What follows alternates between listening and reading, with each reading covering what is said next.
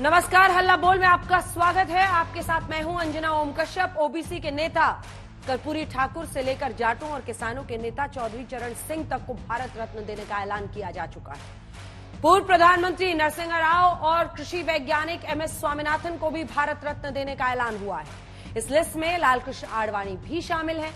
आज हम इस सवाल पर चर्चा करेंगे कि कहीं भारत रत्न के ऐलान का कनेक्शन बीजेपी की हैट्रिक वाली तैयारी से तो नहीं है। पीएम मोदी पहले ही दावा कर चुके हैं कि बीजेपी तीसरी बार सत्ता में आएगी और 370 लाएगी। प्रधानमंत्री नरेंद्र मोदी के भरोसे की पुष्टि इंडिया टुडे और सी वोटर का survey mood of the nation survey भी करता है, जिसके मुताबिक अगर आज लोकसभा चुनाव हुए तो एनडीए को 335 सीटें मिलेंगी, इंडिया गठबंधन 146, एनडीए को 44.4% वोट, वहीं इंडिया गठबंधन को 38.3। मूड ऑफ द नेशन सर्वे में करीब 42% लोगों ने प्रधानमंत्री मोदी के कामकाज को शानदार बताया है। 20% अच्छा कह रहे हैं, मिला लीजिए हो जाता है 60%। एवरेज कहने वाले 11% हैं। अगर उसको भी जोड़ दीजिए तो पीएम की अप्रूवल रेटिंग 71% से ज्यादा है। इस सर्वे के मुताबिक, मूड ऑफ द नेशन सर्वे के मुताबिक नरेंद्र मोदी के करीब 44% लोगों ने अब तक का सबसे बेहतरीन प्रधानमंत्री बताया है। मतलब आजादी के बाद से अब तक 44% लोगों ने। लेकिन इधर जो अप्रूवल रेटिंग्स आप देख रहे हैं उस पर नजर रखिए, क्योंकि अगर हम 42% शानदार वाले और उसमें 18.5% के आसपास अच्छा को जोड़ें और एवरेज मानने वाले लगभग 12% लोगों को जोड़ें तो लगभग 70% के ऊपर अप्रूवल रेटिंग उनकी आती है। मूड ऑफ द नेशन सर्वे इस बात की पुष्टि करता है कि लोगों को मोदी सरकार का कामकाज पसंद आ रहा है। लोग पीएम मोदी को भी पसंद कर रहे हैं। तीसरी बार सत्ता में वापसी के लिए दूसरे सियासी हथियारों की जरूरत है क्या? ये रिपोर्ट देखिए। सुधांशु त्रिवेदी जी, राष्ट्रीय प्रवक्ता भारतीय जनता पार्टी के, हमारे साथ जुड़ेंगे। अभय दुबे जी, प्रवक्ता कांग्रेस पार्टी के। केसी त्यागी जी आज हमारे साथ जुड़े हैं। केसी त्यागी जी, स्वागत है आपका। एनडीए में शामिल होने के बाद आज आप आ रहे हैं, इसलिए आपका विशेष स्वागत किया है। शशि शेखर जी और आशुतोष जी भी हमारे साथ जुड़ेंगे, लेकिन पहले ये रिपोर्ट। अब हमारी सरकार का तीसरा कार्यकाल भी बहुत दूर नहीं है।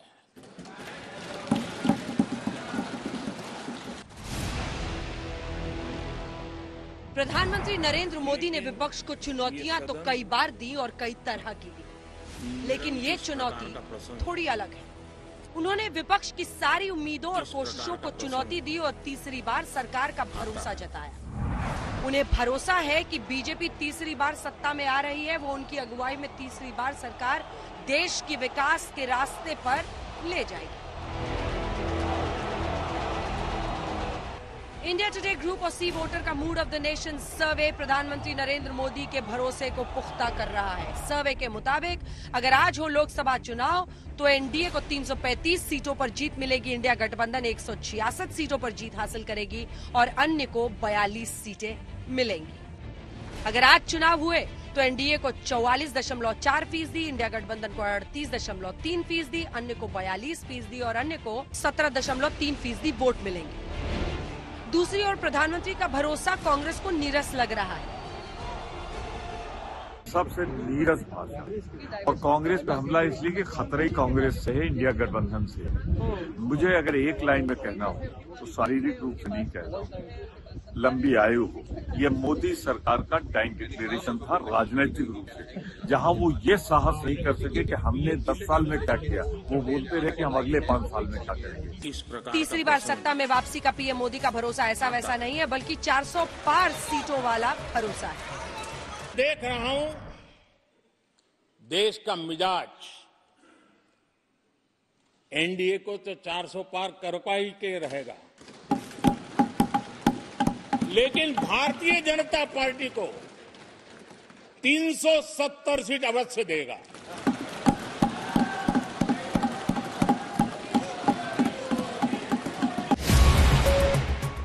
दूसरी ओर 400 पार वाले पीएम मोदी के दावे में कांग्रेस को ईवीएम वाला खोट नजर आ रहा है। सबसे बड़ा ये बात है कि चुनाव होने की पहले मोदी जी को कैसे पता लगता है कि 370 आ जाएगी, तो दिखाते हैं कि 370 धरा हटाई, इसका मतलब 370 उनको तोहफा मिलेगी। लेकिन इस तरीके की दावे के साथ कोई बात अगर कहे, इसके मतलब अंदर में कुछ छुपे हुए राज है, जो राज ईवीएम में भी छुपाए गए हैं। मुझे लगता है 11th largest in the world. लेकिन प्रधानमंत्री मोदी जानते हैं कि 400 पार का टारगेट पूरा करते हुए तीसरी बार सत्ता में वापसी कैसे होगी। राम मंदिर को चुनावी हथियार बनाने की तैयारी है।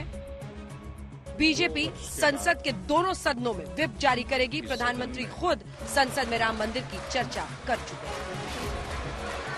भगवान राम न सिर्फ अपने घर लौटे बल्कि एक ऐसे मंदिर का निर्माण हुआ जो भारत की महान सांस्कृतिक परंपरा को नई ऊर्जा देता रहेगा।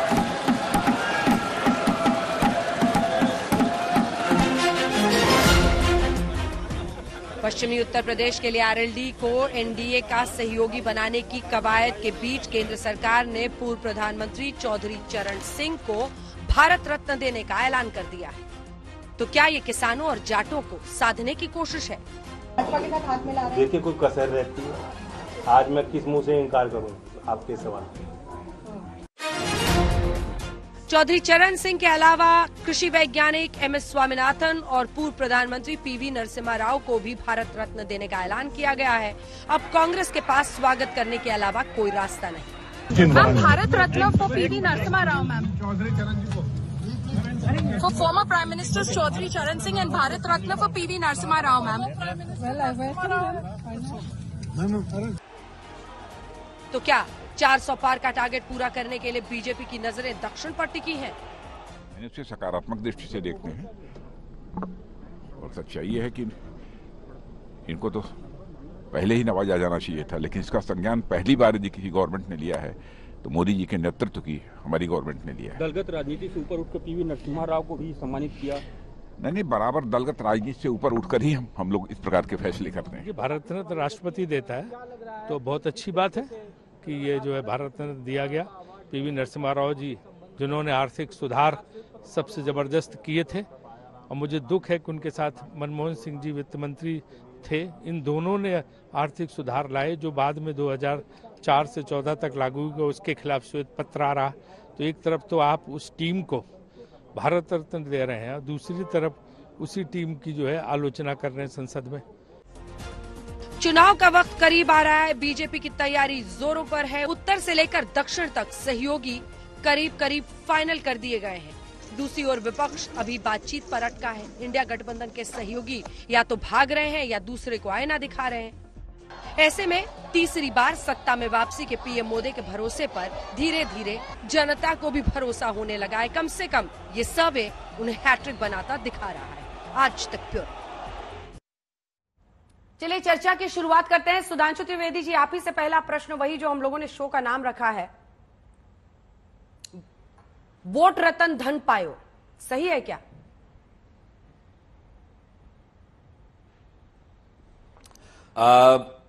अंजना जी, जो लोग ये कहने का प्रयास कर रहे हैं तो बहुत मजेदार बात है।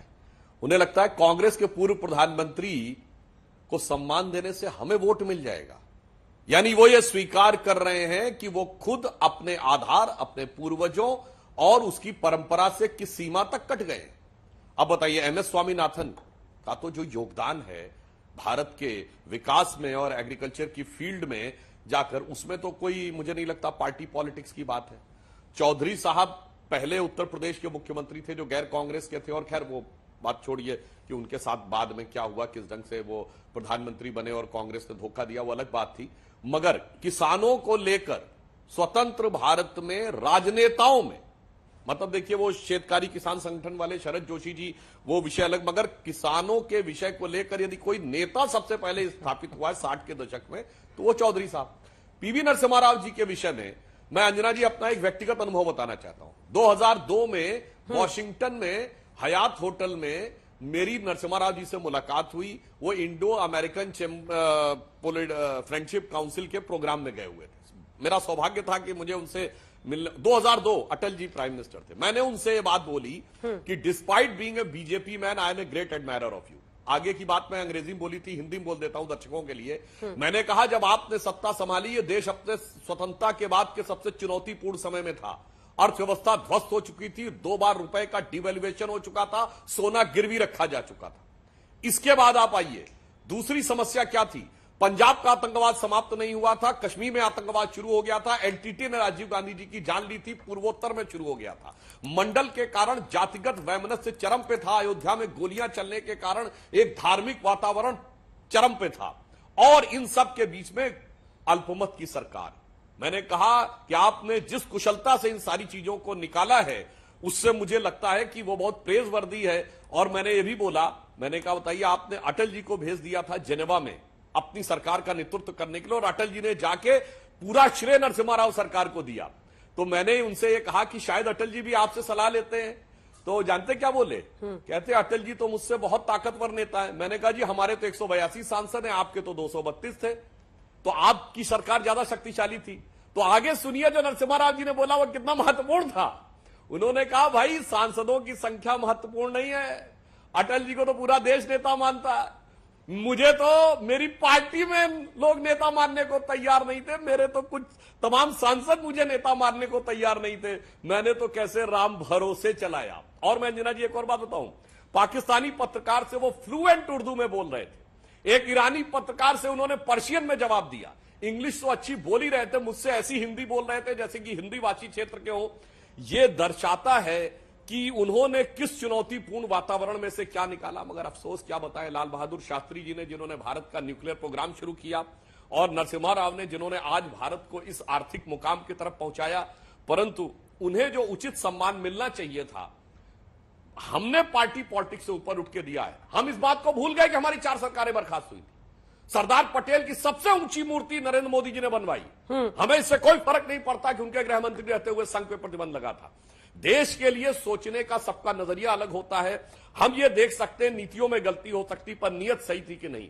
नरसिम्हा राव की नीयत थी भारत की अर्थव्यवस्था को खोलने की, और आज मैं कह सकता हूं जो भारत जिस मुकाम पर आकर खड़ा हुआ है उसमें नरसिम्हा राव का बड़ा योगदान है, और मनमोहन सिंह जी का भी एज फाइनेंस मिनिस्टर बहुत अच्छा योगदान है। और प्रधानमंत्री जी ने राज्यसभा में मनमोहन सिंह जी की भी भूरी भूरी प्रशंसा की थी। परसों की कार्रवाई से कोई भी इस बात को चेक कर सकता है। अभय दुबे जी, क्या आपको भय नहीं लग रहा है सर्वे के इन आंकड़ों से?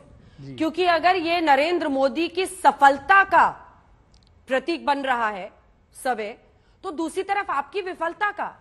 आप एक विकल्प इस देश को देने में नाकाम रहे, हैट्रिक बना रहे हैं साहब वो, अगर यही सर्वे के आंकड़े नतीजों में तब्दील होते हैं। एंटी इनकम्बेंसी नहीं, प्रो इनकम्बेंसी दिख रहा है। देखिए परिणाम, और दूसरी तरफ नरसिम्हा राव की अनदेखी का आरोप लगातार लगता है कांग्रेस पार्टी पर, उस पर भी जवाब दीजिए। पीएम तक ने इस पर चर्चा की थी, दोनों पर। अंजना जी, परिणामों के पहले नाकामी मत थोप दीजिए हम पर। मैंने देखा तो नहीं, मैं सुन रहा था, एक एयरपोर्ट पर था, शिमला प्रेस कॉन्फ्रेंस लेने गया था। आप बता रही थी कि 46% बिहार के लोग नीतीश बाबू को नापसंद कर रहे हैं, एनडीए को नापसंद कर रहे हैं, और आपने कहा कि 60% का अंतर है पसंदगी नापसंदगी में, 5-5% पर सरकार बदल जाती है। खैर, जो भारत रत्न दिया है भारत की सरकार ने, मैं उसमें चौधरी चरण सिंह जी, स्वामीनाथन जी, नरसिम्हा राव जी, लाल कृष्ण आडवाणी जी, सभी के प्रति मैं साधुवाद करता हूं। मगर सत्ता का भय जब सता रहा है, सत्ता का खतरा आने का मंडरा रहा है, तो इनको चौधरी चरण सिंह, नरसिम्हा राव जी और स्वामीनाथन जी को याद आ रहे हैं। मैं जयंत चौधरी जी का बताया कि दिल जीत लिया। अरे दिल जीतने के लिए नहीं जयंत साहब, ये दल को जीतने का काम है। आप देखिए, कर्पूरी ठाकुर को भारत रत्न दिया, नीतीश बाबू को तोड़ लिया। और जिस दिन जातिगत जनगणना के निष्कर्ष नीतीश बाबू घोषित कर रहे थे, प्रधानमंत्री जी उस दिन कह रहे थे कि ये पाप है, उसकी पाप से तुलना करते थे। जो कर्पूरी ठाकुर का स्वप्न था कि जितनी आबादी उतना हक, उसके खिलाफ काम करने वाली भारतीय जनता पार्टी जब कर्पूरी ठाकुर को भारत रत्न देती है तो इससे साफ परिलक्षित होता है। चौधरी चरण सिंह जी की आत्मा जार जार रो रही होगी, उनके पोते को लहू लुहान कर दिया, हाथरस में मार मार के उनके सारे जाट समुदाय के जितने उनकी पार्टी के लोग थे वो लहू लुहान कर दिए गए। किसानों की राह में कील और कांटे बिछा दिए गए। 700 किसानों ने शहादत दी। चौधरी चरण सिंह क्या इस बात से प्रसन्न होंगे? क्या स्वामीनाथन जी इस बात से खुश होंगे कि 14 के पहले भारत के प्रधानमंत्री नरेंद्र मोदी जी भाषण देते थे कि स्वामीनाथन का C2+50 दूंगा, उसको एक्सप्लेन करते थे कि उसकी मेहनताना दूंगा, उसकी इनपुट कॉस्ट दूंगा, उसकी जमीन का किराया दूंगा। लेकिन आज स्वामीनाथन कमीशन की बात तो दूर, समर्थन मूल्य का कानून प्रधानमंत्री जी बनाने को तैयार नहीं। किस मुंह से आप महिमा, मैं तो हतप्रभ रह गया आज, कैसे जार जार फूल झड़ रहे थे सुधांशु जी के मुखारविंद से नरसिम्हा राव जी के लिए। अरे आग उगलते थे, मेरे साथ शो में थे। इन्होंने क्या आरोप लगाया? इन्होंने आरोप लगाया कि नरसिम्हा राव वही नरसिम्हा राव है जिन्होंने कहा था कि मस्जिद फिर से बनाएंगे। अरे कल तक जो आप आलोचना से बाज नहीं आते थे, आज महिमा मंडन कर रहे हैं। तब भी हमारे नेता थे, आज भी हमारे नेता थे। इनकी कथनी और करनी का अंतर देखिए। जिस पर आरोप लगाते थे रोज कि सरयू का पानी रक्त रंजित कर दिया, वो नपेंद्र मिश्रा जी को राम नाम की कमेटी में सर्वोच्च स्थान दे दिया। मुलायम सिंह जी पर आरोप लगाते थे, उन मुलायम सिंह जी को इन्होंने सर्वोच्च अवार्ड से नवाज दिया, पद्म विभूषण दे दिया। जिस पर आरोप लगाया इन्होंने, ये तो पहले कहावत थी चोरी और सीना जोरी, इन्होंने उस कहावत को बदल दिया। इन्होंने सीना जोरी से चोरी प्रारंभ कर दी। ये राजनीतिक दल चुराने लगे हैं, ईडी के माध्यम से सीना जोरी करते हैं। आप देखिए, शिवसेना को चुरा लिया, एनसीपी को चुरा लिया। जिस पर भ्रष्टाचार के सीना जोरी की, ईडी से आरोप लगाए, वो पार्टी तोड़ दी। अरे इतने डरे हुए क्यों हैं आप? एक अकेले राहुल गांधी से इतने भयाक्रांत हैं?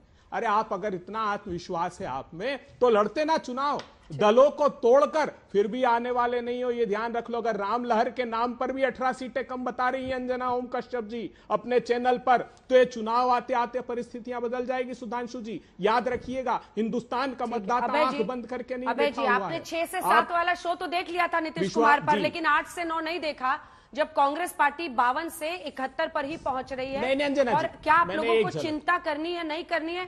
छोड़ दीजिए, सब छोड़ दीजिए, मत कीजिए सर चिंता, आप इंतजार कीजिए। अच्छा है, आपको मोदी हमारी चिंता देश कर रहा है, आप निश्चिंत रहिए। ठीक है, अच्छा है, ठीक है, बहुत अच्छा है सर। सुधांशु जी सिर्फ 2 लाइन का जवाब दीजिए, क्योंकि स्पेसिफिक उन्होंने आरोप लगाया, मुझे जाना है केसी त्यागी जी के पास। 2 लाइन। मैं स्पेसिफिक सिर्फ फैक्ट की बात करता हूं। आज डरा हुआ कौन है और कौन दुष्प्रचार कर रहा है? राहुल गांधी जी क्या एब्सर्ड बात बोलने लगते हैं कि 5 दशक तक वो ओबीसी नहीं थे। अभय जी क्या बकवास की बात करते हैं। 7 अगस्त 1990 को मंडल कमीशन लागू हुआ, उससे पहले भारत सरकार की शब्दावली में ओबीसी वर्ड ही नहीं था, सिर्फ राज्यों में था 1960 और 70 के दशक में। और फिर वो मामला कोर्ट में गया, कोर्ट का जजमेंट आया 93 में जजमेंट वो इंप्लीमेंट हुआ। तो भारत सरकार में ओबीसी की लिस्ट 94 में बनी। ओ भाई साहब 5 दशक से नहीं थे, फलाना ढिमाका। देखिए झूठ की इंतहा हो गई है आप लोगों के लिए। ये डर दर्शाता है आपका कि किसी भी प्रकार का दुष्प्रचार करके आप अपनी बात को साबित करने का प्रयास कर रहे हैं। और जो चौधरी साहब के बारे में कह रहे हैं, तो मैं सिर्फ ये बताना चाहता हूं, उनको मुख्यमंत्री भी हम ही लोगों ने बनाया था, जनसंघ के सपोर्ट से वो बने थे पहली बार। प्रधानमंत्री भी जनसंघी सबसे बड़ा घटक था। हां, गिराने वालों में आप सबसे आगे थे, इसमें कहीं कोई संशय नहीं है। ये इस बात पे हम आपकी पूरी बात से सहमत है कि चौधरी साहब को गिराने में आप लोग हमेशा आगे रहे, बढ़ाने में हम लोग आगे रहे। आपने उस दौर की राजनीति को केसी त्यागी जी देखा है, इसलिए सबसे करीब से आप इस पर बोल पाएंगे। जो आरोप अभय दुबे जी लगा रहे हैं उस पर भी जवाब दीजिएगा। और कई लोग 5M से इसे जोड़ रहे हैं कि कर्पूरी ठाकुर के जरिए मंडल को साधा गया है, LK आडवाणी के जरिए मंदिर को साधा गया है, स्वामीनाथन MS स्वामीनाथन को देकर मिलेट्स पर PM का जोर है, तो मंडी क्योंकि किसानों की बात की वो चौधरी चरण सिंह की बात हो गई है, और मार्केट क्योंकि एक आर्थिक मंदी के दौर पर PV नरसिम्हा राव अच्छे PM साबित हुए, उन सबको साधने की कोशिश की है बीजेपी ने। अंजना जी, आज मैं बहस में ना तो कटु होना चाहता हूं और ना आज का जो मेरा आनंद है उसको मैं बहस का हिस्सा बनाना चाहता हूं। चौधरी चरण सिंह असली भारत के, रियल इंडिया के, आजादी के बाद के सबसे बड़े नेता थे। वो प्रधानमंत्री बने, मुख्यमंत्री बने, ये महत्वपूर्ण नहीं है। उन्होंने 1 दर्जन से ज्यादा किताबें प्रायोरिटीज की शिफ्टिंग को लेकर के, रूरल इकोनॉमी को लेकर के, वो सब गांधीवाद पर आधारित है, उन्होंने की। और एक हायरार्की उनको मैं आपको बताता हूं, मेरे कमरे में तस्वीर लगी हुई है जिसमें गोविंद बल्लभ पंत देश के सबसे बड़े सूबे के मुख्यमंत्री हैं और 3 उनके पार्लियामेंट्री सेक्रेटरी हैं, लाल बहादुर शास्त्री, CB गुप्ता और चौधरी चरण सिंह। इतिहास गवाह है, लाल बहादुर शास्त्री प्राइम मिनिस्टर बन गए 66 में, सीबी गुप्ता 2-2, 3-3 बार मुख्यमंत्री बन गए, लेकिन चौधरी चरण सिंह का विभाग बदल करके और उनको पशुपालन मंत्री बना दिया। चूंकि उन्होंने, मैं जरा चाहूंगा इस तस्वीर को अपने कैमरा में दिखाएं, गोविंद बल्लभ पंत जी के चौधरी चरण सिंह और सीबी गुप्ता जी हैं और उधर लाल बहादुर शास्त्री जी हैं। ये 1947 का चित्र है जब वो पहली बार मुख्यमंत्री बने थे और उसके बाद देश के गृह मंत्री। मैं कहना ये चाहता हूं अंजना जी, 1957 में अधिवेशन हुआ था कांग्रेस पार्टी का नागपुर में। पंडित जवाहरलाल नेहरू जी देश के पहले प्रधानमंत्री थे और वो काफी प्रभावित थे रशियन मॉडल से। जब नागपुर सम्मेलन होता है तो कांग्रेस की तरफ से एक प्रस्ताव आता है कि कोऑपरेटिव फार्मिंग होनी चाहिए, जो सोवियत संघ में थी या और सोशलिस्ट मुल्कों में थी। तो चौधरी चरण सिंह उत्तर प्रदेश के एक मंत्री होने के नाते उसका विरोध करते हैं और वो प्रस्ताव गिर जाता है और कांग्रेस पार्टी में चौधरी चरण सिंह का अवसान भी शुरू हो जाता है। एक दूसरा, पंत जी का रेवेन्यू मिनिस्टर होते हुए उन्होंने उत्तर प्रदेश में इफेक्टिव लैंड रिफॉर्म किए, जो आपके बिहार में नहीं हो पाए। आपके बिहार में आज भी नक्सल प्रॉब्लम है, लेकिन उत्तर प्रदेश में एक दिन भी नक्सल प्रॉब्लम नहीं हुई, क्योंकि इफेक्टिव लैंड रिफॉर्म वहीं हुए। नंबर 3, 1952 में जब पहली पंचवर्षीय योजना बनती है तो 35% रूरल डेवलपमेंट के लिए, रूरल प्लानिंग के लिए, एग्रीकल्चर के लिए, ग्रामीण विकास के लिए अलॉट होता है। जो तीसरी योजना आते आते पंचवर्षीय सिर्फ 15% रह जाता है और इंडस्ट्रियलाइजेशन के लिए, अर्बनाइजेशन के लिए सिर्फ 15% है। 1952 में वो 1962 में 35% हो जाता है। यद्यपि पंडित जवाहरलाल नेहरू की उदारता थी, उन्होंने 1962 में संसद में स्वीकार किया कि यहाँ प्रायोरिटीज के लिए जो मनी की शिफ्टिंग थी वो मेरी गलती थी जी। तो चौधरी चरण सिंह के नेतृत्व में मैंने अपना राजनीतिक जीवन शुरू किया। और कितने बड़े थे, जिस दिन वो 1974 में अध्यक्ष बने हैं लोक दल के, बीजू पटनायक उपाध्यक्ष थे, पीलू मोदी जनरल सेक्रेटरी थे, राजनारायण कर्पूरी ठाकुर जी उनके निकटस्थ सहयोगी, चौधरी देवीलाल जी थे, चौधरी कुंभाराम जी थे। इतना बड़ा कद उनका था। उनके नेतृत्व में मुझे आपातकाल में जेल जाने का मौका मिला। मेरी बहुत कम उम्र थी अंजना जी, 77 में, जब उन्होंने जनता पार्टी के युवा संगठन का मुझको महामंत्री बनाया। और मैं आज इसलिए भी प्रसन्न हूँ कि जो राजनीति में आजादी के बाद बड़े बड़े परिवारों का, क्योंकि आपकी खुशी तो आज झलक रही है। एक मिनट। नहीं सर, सवाल ये है कि कर्पूरी ठाकुर को लाए तो आप आ गए और जैसे चौधरी चरण सिंह के नाम का ऐलान किया तो जयंत चौधरी ट्वीट कर रहे हैं कि दिल जीत लिया। उस पे आइए ना सर। अंजना जी इसको राजनीति से जोड़ करके हमारी प्रसन्नताओं को और हमारे गौरव को कम मत कीजिए। कर्पूरी ठाकुर आजादी के बाद बिहार के नहीं, समूचे देश के वंचितों के, जिन पे धन नहीं है, जिनका तन कमजोर है, जिनका मन कमजोर है, उनके नेता थे। और सामाजिक न्याय का वो अकेला नेता है जिसने इंप्लीमेंट करते हुए कटता नहीं थी। बिहार में 1990 में कटता के चलते समाज बटा था। कर्पूरी ठाकुर ने महिलाओं के 3%, अपर कास्ट के गरीबों के 3% और जो बैकवर्ड कास्ट का था उसके 2 हिस्से किए थे। श्री बाबू के बाद वहां के सर्वाधिक लोकप्रिय नेता कर्पूरी ठाकुर थे। और एक चीज और, मुझे सौभाग्य है कि जब वो लोकदल के अध्यक्ष थे, मैं उनके युवा संगठन का राष्ट्रीय अध्यक्ष था। और इन दोनों को वोट लेने के लिए किसी ने किया है, वो वोट की राजनीति से दोनों ऊपर हैं। ठीक है, कर्पूरी ठाकुर ने, आप वहां की रहने वाली हैं। जी जी जी जी, आप वहां की रहने वाली हैं। गरीब गुरबा लोगों को, मैं 24 तारीख को था रैली में, जिसमें इतना गरीब आदमी आया था, एक के जिस्म पे गर्म कपड़ा नहीं था और एक के जिस्म पर गर्म स्वेटर नहीं था। वो करोड़ करोड़ लोगों के मसीहा थे। ये अगर मोदी जी ने ये काम वोट के लिए भी किया है तो कांग्रेस पार्टी को किसने रोका था डॉक्टर अंबेडकर को सम्मान देने में? मैं उस लोकसभा में था जब डॉक्टर अंबेडकर की मूर्ति सड़क पे लगी हुई थी, जिसपे बीट करते थे कबूतर। हम उसको लेकर के अंदर आए थे और डॉक्टर अंबेडकर को हमने भारत रत्न दिया था। लेकिन आज ये बहस का भी नहीं है। अभय जी, मैं आपके साथ भी तर्क नहीं करना चाहता। ये आज का अच्छा दिन है और डॉक्टर एम एस स्वामीनाथन को अगर मैंने श्रद्धांजलि नहीं दी तो मेरा वाक्य अधूरा रह जाएगा। हाँ। 1947 में हमारी निगाहें बंदरगाह पे रहती थी, चावल नहीं था, गेहूं नहीं था, चीनी नहीं थी, दाल नहीं थी, विदेशों से आयातित था तो खाते थे। बंदरगाह पे जहाज अगर लेट हो गया तो हमें तकलीफ हो जाती थी। आज 90 करोड़ लोग खाना भी खा रहे हैं और मैं चेयरमैन रह चुका हूं सेंट्रल वेयर हाउसिंग कॉर्पोरेशन का। अगर सूखा पड़ जाए, बाढ़ आ जाए, 2 साल तक के खाने का इंतजाम है।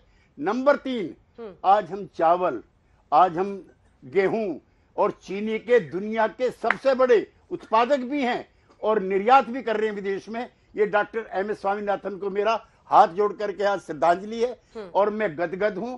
मैं अजीत सिंह जी का पिता नहीं मानता, वो हिंदुस्तान का जो असली भारत है उन सब के पिता थे, उद्धारक थे। ठीक है। और इसको अगर आप वोट से जोड़ करके उनकी कद काठी को और उनकी प्रतिभाओं को कम करना चाहते हैं तो अभय जी ये काम किसी और दिन कीजिएगा। मेरी आपके लिए भी कोई कटता नहीं है आज के दिन, क्योंकि हमारी मेहनत और हमारे सपने आज साकार हुए हैं। मामूली घरों से पैदा हुए किसानों के बेटे और बेटी आज राजनीति में हैं, but for Chaudhary Charan Singh alone. ठीक है, एक जमाना था बड़े बड़े जमींदारों के, बड़े बड़े किसानों के आज आपकी खुशी तो दिख रही है क्योंकि आप अनंत इस पर बोल रहे हैं। लेकिन एक सेकंड प्लीज अभय जी रुक जाइए, दोनों मुझे आशुतोष जी और शशि शेखर जी, क्या आप भी उन भावनाओं का सम्मान करना चाहेंगे जो केसी त्यागी जी व्यक्त कर रहे हैं, या आपको मिस्टर दुबे की बातों में भी दम लग रहा है? और पर्सनल एक्सपीरियंस से सुधांशु जी बता रहे हैं कि पीवी नरसिम्हा राव भी ये खुद कहने लगे थे कि मेरी पार्टी ही मुझे नेता नहीं मानती, और बीजेपी का उनको इतना बड़ा सम्मान देना क्या एक मास्टर स्ट्रोक है?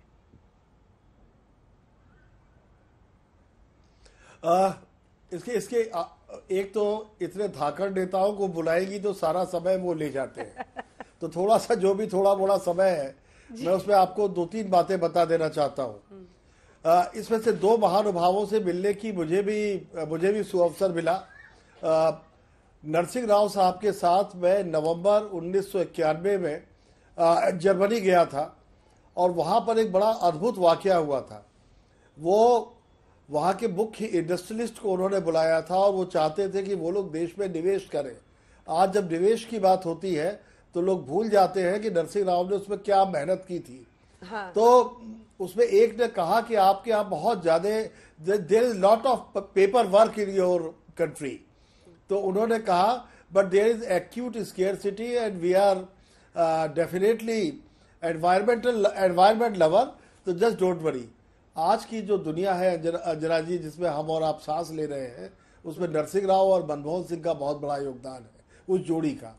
तो मैं इसको बिल्कुल सही मानता हूं, लेकिन एक पॉलिटिकल फॉलआउट भी है। कल आपका सर्वे बता रहा था कि टीडीपी को 17 सीटें मिल सकती हैं और अगर टीडीपी और बीजेपी मिलते हैं, उस जमाने में पता नहीं कितने, सुधांशु जी को याद होगा और दुबे जी को भी और त्यागी जी को तो यकीनन, कि लोग उन्हें तेलुगु बिड्डा कहते थे नरसिंह राव को। तो तेलुगु बिड्डा का कुछ अगर साथ सहारा मिलता है तो शायद फायदा मिल जाए। चौधरी चरण सिंह के बारे में तो कुछ कहना ही इसलिए नहीं है क्योंकि चौधरी चरण सिंह का काम भी था, लेकिन वो राजनेता बहुत बड़े थे और आज पूरे जाट लैंड में सारी राजनीति चौधरी साहब के नाम के इर्द गिर्द घूमती है। जो लोग भारतीय जनता पार्टी से चुनाव लड़ते हैं वो भी चौधरी साहब की जय बोलते हैं। तो मैं यकीनन इस बात को मानूंगा, it's a good master stroke. चुनाव से कुछ महीने पहले स्वामीनाथन, मुझे उनसे मिलने का बहुत अवसर मिला कई बार, मैं बहुत गौरवान्वित हूं। लेकिन स्वामीनाथन जैसे लोगों को इतने दिनों बाद भारत रत्न मिलना ये बहुत अच्छी बात नहीं है, ये काम पहले होना चाहिए था। और एक बात और, त्यागी जी का मैं बड़ा सम्मान करता हूं। अकेले स्वामीनाथन ने नई क्रांति की थी, हरित क्रांति की उस सरकार को भी याद रखना चाहिए जिसकी अगुवाई में वो हुई थी। अगर आज कोई भी किसी भी चीज का श्रेय लेता है तो वैज्ञानिकों के साथ साथ उस राजनेता को भी याद किया जाना चाहिए। अंजना, ठीक है। आशुतोष जी आपके पास आते हुए, कर्पूरी ठाकुर को इसलिए भारत रत्न ना दिया जाए क्योंकि इसे माना जाएगा कि मंडल की पॉलिटिक्स बीजेपी अब कर रही है। एलके आडवाणी को इसलिए नहीं दिया जाए क्योंकि वो मंदिर कर रहे हैं। मतलब इस तरह से अगर हम देखें तब तो पूरी लिस्ट निकाल लीजिए, किसी न किसी जाति, धर्म, किसी मुद्दे से जुड़े हुए व्यक्तियों को ही अब तक मिला है। हर चीज में वोट खोजना क्या सही है? और जब बात चौधरी चरण सिंह जैसी शख्सियत की हो जब बात पीवी नरसिम्हा राव की हो या फिर एमएस स्वामीनाथन की हो, कर्पूरी ठाकुर की हो? देखिए अंजना जी, दो चीजें मैं कहूंगा। और सबसे पहले मैं माफी चाहता हूं त्यागी जी से, क्योंकि जब किसी व्यक्ति को भारत रत्न जैसा पुरस्कार मिलता है तो यह हम पत्रकारों का यह दायित्व भी है कि इतिहास में जाके ब्रूटल असेसमेंट करें, और इसमें किसी को बुरा नहीं मानना चाहिए। और अगर कोई बुरा मानता है तो मैं मानूंगा उसके अंदर इतिहास बोध भी नहीं है। दो चीजें हैं, जो बातें त्यागी जी ने कही है, जो बातें सुधांशु जी ने कही है, जो बातें अभय जी ने कही, मुझे उससे कोई नाइतफाकी नहीं है। लेकिन कुछ नेताओं के जीवन में कुछ डिफाइनिंग मोमेंट्स होते हैं, और चरण सिंह के जीवन में डिफाइनिंग मोमेंट वो था जब हिंदुस्तान के अंदर एक बहुत ही मजबूत विपक्ष इंदिरा गांधी के खिलाफ खड़ा हो गया था और उसकी सरकार बनी थी, और एक नई धारा इस देश के अंदर बन सकती थी 1977 के बाद। उस धारा को अवरुद्ध करने का काम अगर किसी ने किया था तो उनका नाम था चरण सिंह। मुझे लगता है इसका भी असेसमेंट होना चाहिए, और यह ईमानदारी के साथ असेसमेंट होना चाहिए। अगर मोरारजी देसाई की वो सरकार अगर चल गई होती 5 साल, तो क्या इस देश की राजनीति बिल्कुल बदल नहीं गई होती? क्या 2 पार्टी सिस्टम मजबूती के साथ काम नहीं करता? और क्या जो उसके बाद की जो घटनाएं हुई हैं, चाहे वो ऑपरेशन ब्लू स्टार हो या मिसेस गांधी का जी की का असैसिनेशन हो या फिर बहुत सारी ऐसी घटनाएं, कश्मीर के अंदर आतंकवाद हो, क्या वो सारी समस्याएं दूसरे तरीके से नहीं देखी जा सकती थी?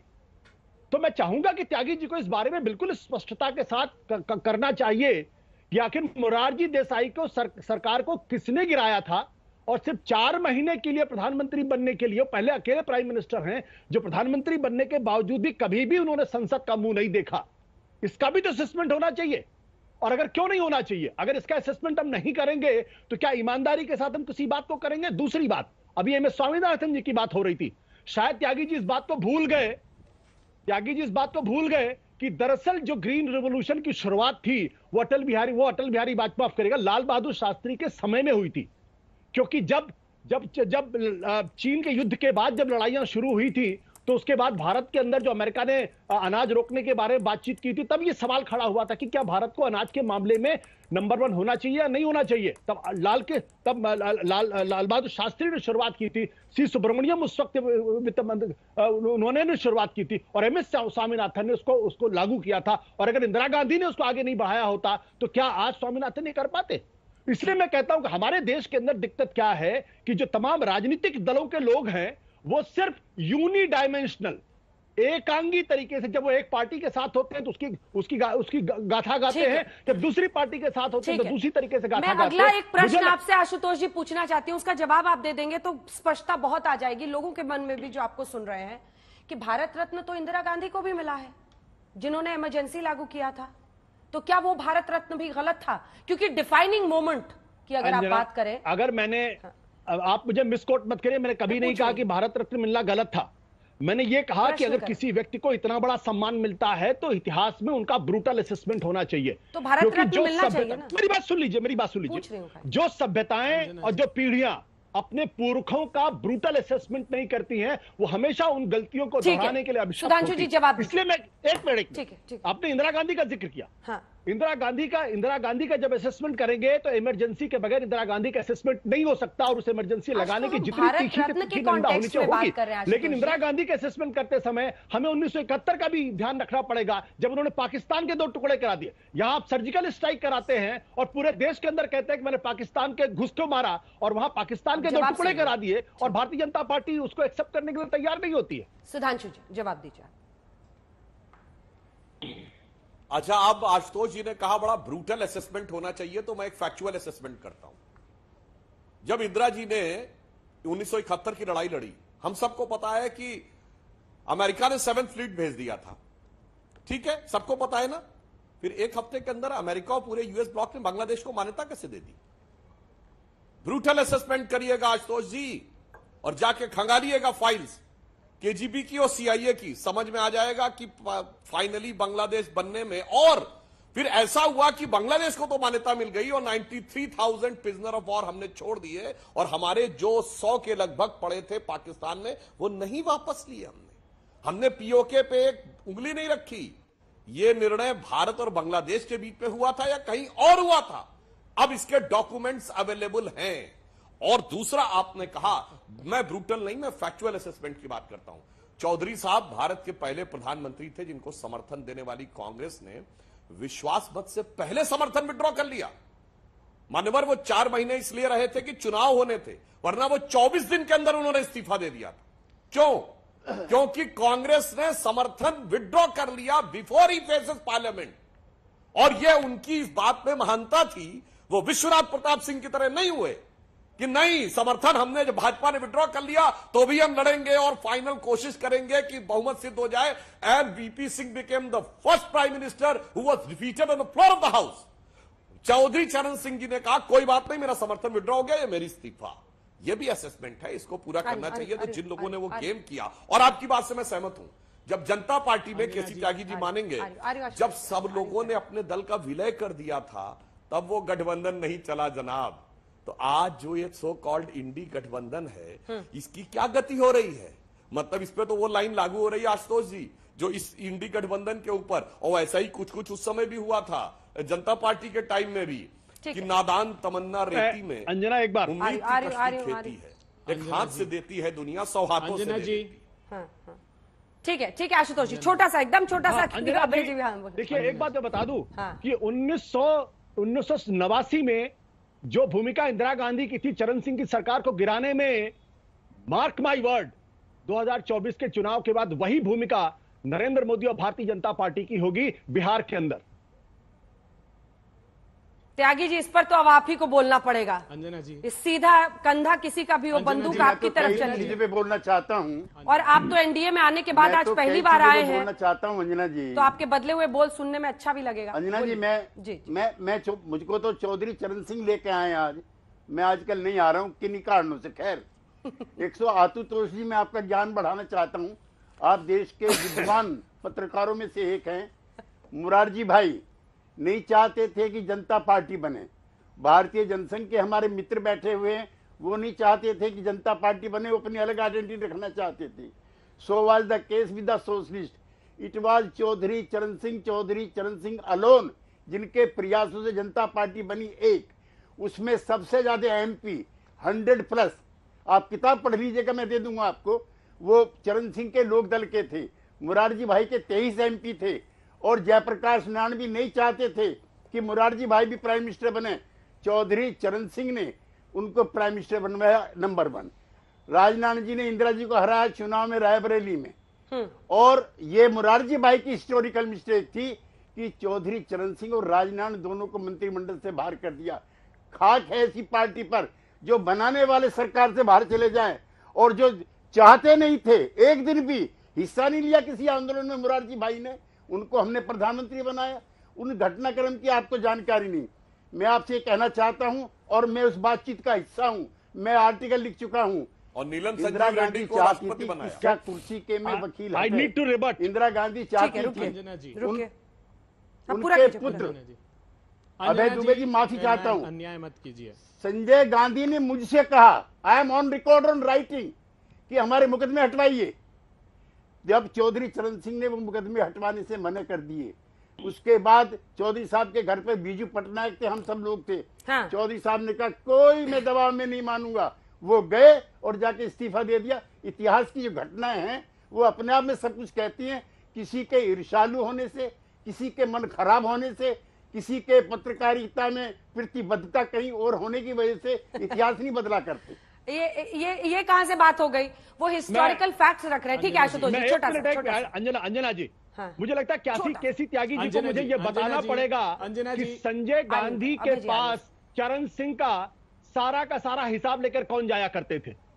त्यागी जी आज जहां बैठे हुए हैं, त्यागी जी को इस बात का बताना पड़ेगा कि क्या वो त्यागी जी थे कि नहीं थे, जो संजय गांधी के लगातार टच में थे और चरण सिंह और इंदिरा गांधी को करीब लाने वालों में थे। और सरकार गिराने में अगर किसी का रोल था मोरारजी देसाई का, तो उसमें क्यासी त्यागी का भी हाथ था। मैं डंके की चोट पे इस बात को कहता हूं। त्यागी जी, सीधा टारगेट है आप पर। रुक जाइए अभय जी, मामला बहुत गंभीर हो चुका है। त्यागी जी से मैं त्यागी जी सरकार में एक बार केसी जी बोले। नहीं, केसी जी। ठीक है, इसके बाद अभय जी आऊंगी, फौरन आपके पास आऊंगी। आशुतोष जी, केसी जी, छोटा सा जवाब, मेरे सवाल का जवाब दीजिएगा। क्या आप संजय गांधी और चरण सिंह के बीच में सुन लिया? आशुतोष जी सुन लिया उन्होंने। मैं सुन चुका हूं जिस सरकार का बनाने वाला निर्माता हाँ। सरकार से बाहर हो हमारा नेता चौधरी चरण सिंह। और सुनो, हमारी किसान रैली हुई थी जिसमें 50 लाख आदमी आए थे, उसके डर की और उसके दबाव की वजह से चौधरी चरण सिंह को मंत्रिमंडल में रखा था मुरारजी भाई ने। एक दूसरा, जेपी तक ने इंटरवेंशन किया था कि जिस आदमी का बनाने में योगदान है। आप सुनिए ना प्लीज, आप इतने इंटॉलरेंट क्यों हैं? मैं नहीं आपकी बात सुन रहा था। हाँ, जब ये लगा हमको कि ये हमारी सरकार नहीं है जिसमें किसानों का, मजदूरों का, गरीबों का कोई योगदान नहीं है, कैसे देवीलाल हटे, कैसे रामनरेश यादव हटे, कैसे कर्पूरी ठाकुर हटे, ऐसी जनता पार्टी को भाड़ चूल्हे में जाने चाहिए था। और यह सही है कि हम लोगों ने कांग्रेस पार्टी के नेताओं से संपर्क किया और उस सरकार को गिराया, हमें कोई अफसोस नहीं है। ठीक है, हमने जो जनता से किए गए वादे थे उसको न पूरा होने पे हटाया। इसलिए मैं कहता हूँ, पहली बात ये स्पष्ट हो जानी चाहिए, मुझे नीचे करनी होगी, ये बात स्पष्ट हो जानी चाहिए कि इंदिरा जी को भारत रत्न पाकिस्तान के 2 टुकड़े करने के साहसपूर्ण निर्णय की वजह से 71 में दिया गया और इमरजेंसी 75 में लगी। क्यों सुधांशु जी इतिहास से प्रतिशोध लेते हो? वो कुलभूषण जाधव पाकिस्तान की जेल में सड़ रहा है, चीन जो हमारा अधिकृत कश्मीर है उस पर इकोनॉमिक कॉरिडोर बना रहा है, चीन की सेना हमारे यहां घुसी। और त्यागी जी माफ कीजिएगा, मैं आपसे आदरपूर्वक पूछना चाहता हूं, मैं भी आपका बड़ा सम्मान करता हूं। आपने सबसे पहली बात की कि इफेक्टिव लैंड रिफॉर्म्स का पहला कदम चौधरी चरण सिंह जी ने उठाया, तो फिर क्या नरेंद्र मोदी जी जो सामूहिक रूप से सबने किसानों के हक में जमीन का कानून बनाया था, एक के बाद एक 3 अध्यादेश लाकर छीनने की कोशिश की, तो चरण सिंह जी की आत्मा आहत नहीं होगी? 150 रुपए का किसानों का बोनस बंद कर दिया। अभी अंजना जी मिलेट का बड़ा राग अलाप रही थी। मिलेट की स्थितियां यह है कि ज्वार, बाजरा, रागी, मक्का सिर्फ 0.26% खरीदी है, बाकी बड़े बड़े ओने पोने ध्यान दुबे जी को दिखाइए। दुबे जी क्या बोले? मिलेट का राग अलाप रही थी। अरे मिलेट से भी दुश्मनी हो गई आपकी। मिलेट की प्रशंसा करने में क्या दिक्कत है? मिलेट तो इस देश का किसान उगाता है, चूंकि प्रधानमंत्री किसानों के खिलाफ मोदी सरकार तो आप कह रहे हैं राग अलाप रही है। मिलेट में प्रधानमंत्री जी, हाँ बिल्कुल, इसलिए कह रहा हूं मैं कि ये सवाल पूछिए सरकार से कि मिलेट उत्पादित करने वाले किसानों से कितनी समर्थन मूल्य पर फसल खरीद रही है। 0.26%, 491 लाख टन का प्रोडक्शन हुआ, 1.28 लाख टन मोदी जी ने खरीदा। कौन खरीद रहा है पूछिए ना एक बार, वो बड़े धन्ना सेठ। और मैं आरोप नहीं लगा रहा हूं, सीएससीपी ने रिकॉर्ड पर यह कहा है कि जब किसानों की फसलें आने वाली होती है तो मोदी सरकार खरीदा हुआ अनाज बाजार में उतार देती है और प्राइसेस क्रैश करती है। तो किसानों के खिलाफ जितने कदम मोदी सरकार ने उठाए, क्या हक है उनको कि वो चौधरी चरण सिंह जी का? ये सिर्फ, मैं तो आखिरी वीडियो एक सुनाना चाहता हूं जैन जी, इसको गौर से सुनिएगा।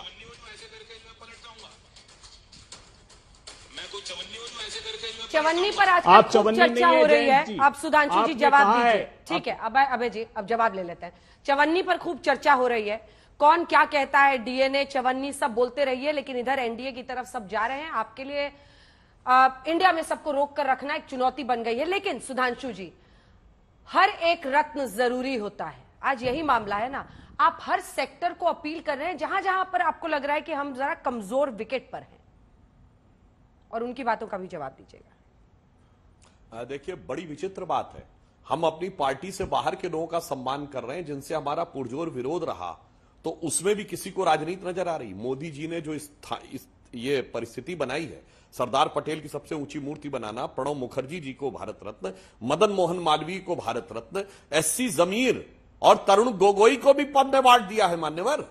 किसी ने दूसरी पार्टी के लोगों को इतना नहीं दिया होगा। परंतु अंजना जी, चवन्नी की इन्होंने बात कही, तो मैं चवन्नी के ऊपर 2 लाइनें सुनाना चाहता हूं। अभय जी याद करिएगा, किसी जमाने में कांग्रेस का सदस्यता शुल्क चवन्नी होता था, तब नारा होता था 1 चवन्नी चांदी की, जय बोलो महात्मा गांधी की।